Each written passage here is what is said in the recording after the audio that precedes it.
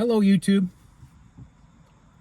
In this video, I want to talk about the term midlife crisis. Do you believe in midlife crisis? Do you think men and women have a midlife crisis? Jim, do you believe in a midlife crisis? And my first response is no. I don't believe in that.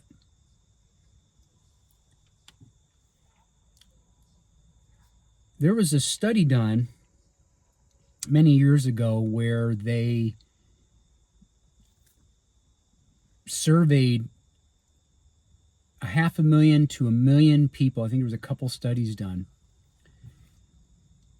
And they questioned people from around the world, asking them about their life satisfaction and where they were in life, and positives and negatives, and divorce and things of that nature, and different ages. And they charted things out. And what they found is that for the happiness, it dipped between ages of 47 and age 52 on the graph. And then satisfaction in life started to climb up. And so that was a common theme around the world when people were asked a series of questions about their life satisfaction, happiness, all of that. Between ages 47 and 52 is where it dipped. And I'm in that bracket at the age of 51. And so I find that interesting. You ask people, they say, oh no, the midlife crisis, that's a myth. You ask somebody else, oh no, it's a real thing. Or they witnessed it in their own family. I just think it's just a normal cycle of life that we all go through, and it could be for different reasons. A lot of people are married, they've got their kids, and all the life stresses of family. Perhaps they're dealing with taking care of their own kids and maybe having to deal with aging parents. It could be a multiple of things. Just life stuff, divorces, and to where you just have that natural time in your life where things just aren't all that great, and you're down and not quite happy or satisfied with what's going on in life. And so some of you out there might be in that age group as well. And so I think it's something to think about, that especially when it was surveyed around the world, that it was a common theme that at that age of 47 to 52, our life satisfaction declines. And here's another thing too, why I think sometimes this midlife crisis thing is a myth.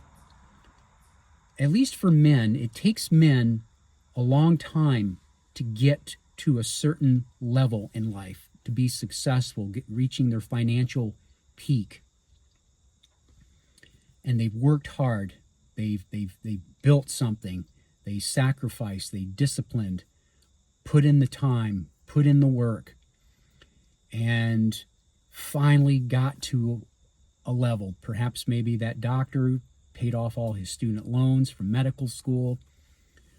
Perhaps maybe he was paying child support. He's no longer paying the child support anymore. Now he's got that extra money. And or anybody, any other profession. Maybe he's an attorney who's now made partner in the law firm. Anyone, any man. Maybe finally got that business going. Everything's rocking and rolling, and he's now established, and he now has that disposable income to to buy that sports car, which then will attract women. You know, he's successful, he's got money, he's taking care of himself, he's in great shape, he's distinguished, you know, has that status. Hey, you know what? That ain't a midlife crisis. He's just enjoying the fruits of his labor. But society, perhaps that's a shaming thing. Now, if people saw me driving around in a sports car, have a young girl sitting next to me, oh, look at Jim. He's having a midlife crisis. And the fact of the matter is, no, I'm not having a midlife crisis. No, I'm just enjoying the fruits of my labor, of my hard work and dedication. And now at a point where now I could do that if I want to. If I want to. You know? But with me, I'm not into all the toys and the boats and the jet skis and the motorcycles and the cars. You know, I'm not into all that. But what I am into is travel. And that's what I'd like to do, is go travel the world, man. It's not that I'm having a midlife crisis. I'm just at a point now where I can do it. You know? So no midlife crisis. Not at all. Not at all. And I was doing looking up the word midlife crisis, and I found that it was a term coined back in 1965 by an Elliot Jacques, a Canadian psychoanalyst, social scientist. He invented the term by observing his clients' midlife changes in their lifestyle. And he described it as a time when adults consider their mortality and the years they have left to live. There might be some of that too. You know, you've reached a certain age, like for me, 51. I'm statistically have more life behind me than I do ahead of me. And so, yeah, that's something that I do think about, that, you know, now's the time while I'm still healthy and to go out and do the things that I want to do. It's not that I'm having a midlife crisis. It's just thinking about life and where you want to go to next. And if I still want to get married, find a gal, have children, I can still do that. Most certainly can still do that. Definitely abroad. Here in the United States, it's more difficult here in the United States. But if I wanted to, say, go to the Philippines or Vietnam, Thailand, to another country, I most certainly could do that and still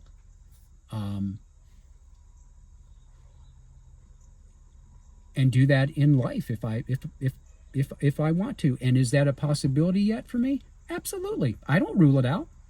If I met the right girl and and I vet her and everything is going good and we're connecting and she's really somebody who's adding value to me, she's a helpmate to me, she makes my life easier and all these things, and just an absolute asset to me, and I'm thinking, wow, okay, now we're getting somewhere. Absolutely, there's a possibility of that. Oh yeah. So I don't rule that out. And I know that I still have opportunity out there if I so choose. And if I want to go get a sports car, I can go do that and go ask the 20-some-year-old girl that works at the cute girl that works at the grocery store, who smiles and jokes with me when I go through the checkout. So what?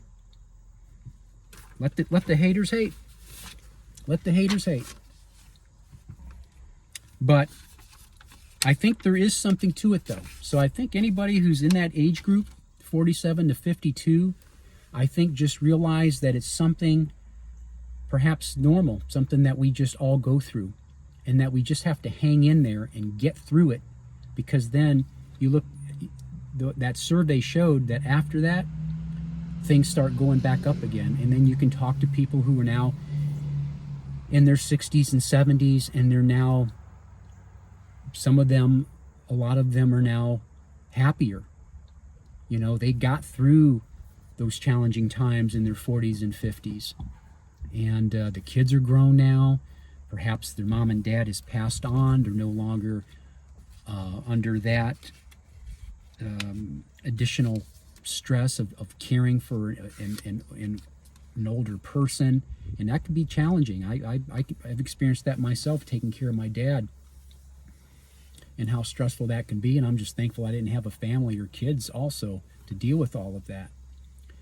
And so, but I tell you, you know, a lot of times I am thankful that there's times where I'm thankful that I'm still single, especially in these times now, and that I haven't been through a divorce and all of that. So that's something I'm very, very thankful for. But yet at the same time, I still keep an open mind if I ever met the right person, to where I would think, you know what, I can do life with this person. And I don't know if I would invite the state involved. I would have a relationship, but I don't know if I would have the traditional marriage contract.